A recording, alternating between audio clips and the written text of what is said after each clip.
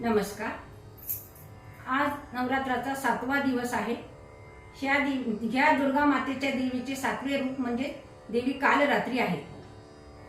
ही देवी दुष्टांचा नाश करते, म्हणूनच तिला कालरात्री देवी म्हणून ओळखले जाते। ह्या देवीची उपासना केल्याने भक्तांना सुख समृद्धी प्राप्त होते, भय व रोग नष्ट होतात, भूतबाधा व अकाली मृत्यू टळतो असे मानले जाते।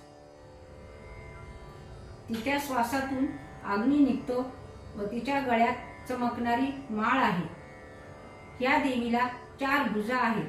पहिल्या हातात तलवार आहे, दुसऱ्या हातात लोखंडी शस्त्र आहे, तिसऱ्या हातात अभय मुद्रा आहे, चौथ्या हातात वर मुद्रा आहे।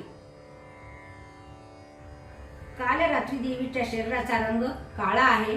शुंभ निशुंभ व रक्तबीज या राक्षसांचा वध करण्यासाठी देवीने हे रूप धारण केलेले आहे। देवीचे हे रूप पापनाश करणारे असून ती भक्ताकडे करुणेने पाहते। देवीला आज गुळाचा नैवेद्य दाखवतात।